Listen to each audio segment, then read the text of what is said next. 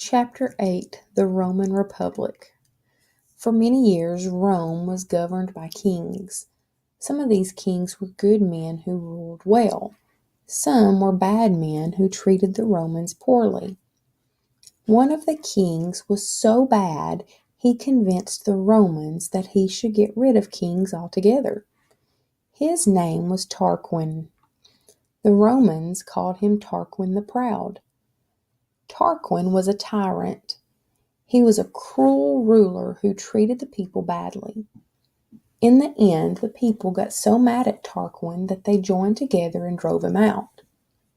Once King Tarquin had been driven out, the Romans set up a different sort of government.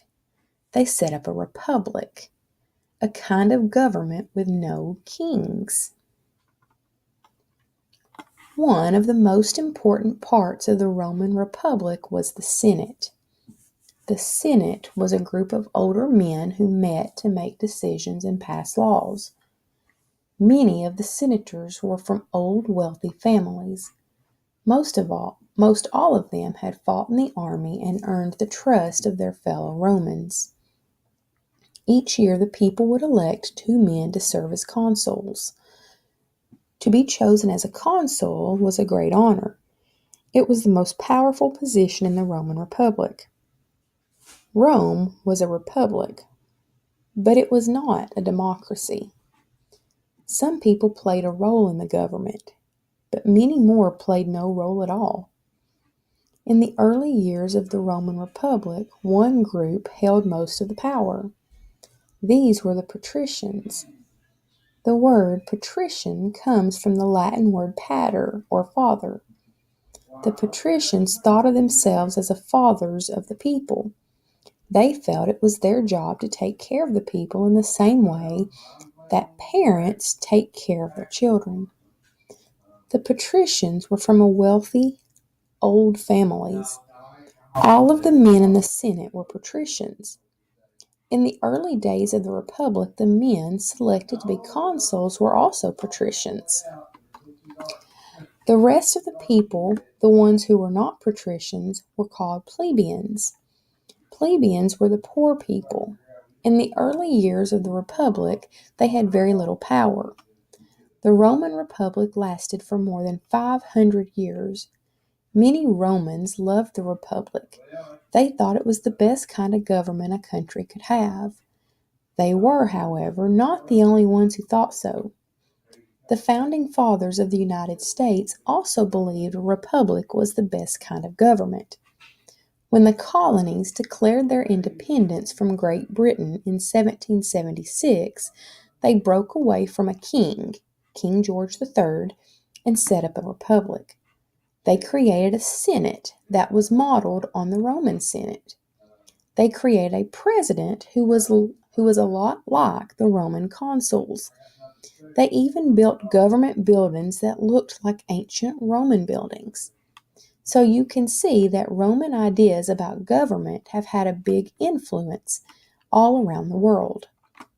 I'm going to go back and let's look at the chart on page 73. So a monarchy is what Rome started with. And monarchy is where a king rules. And they are usually in power until the king dies. And when the king dies, he is usually succeeded or replaced by his oldest son. In a republic, you have elected officials that rule. They usually remain in office for a set length of time, and when they are replaced, new officials are elected to replace the previous officials. Let's look at our questions on 9.1. The directions say, if the statement describes the Roman Republic, write republic on the line. If the statement describes a government with a king, write monarchy on the line.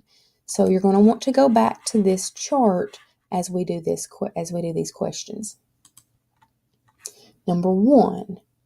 One man held almost all of the power.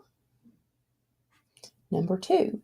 Roman citizens were able to select or elect men for most positions in this government. Number 3, men were elected to serve for a limited period of time. Number 4, after ruling for 30 or 40 years, a ruler was usually replaced by his oldest son. And number 5, power to make decisions was divided among several men. Okay, on the back, answer the following question in the blanks provided. The question is, what was the Senate's job in the Roman Republic? Go back to your story, find your answer, write your answer in complete sentences, and give me the page number.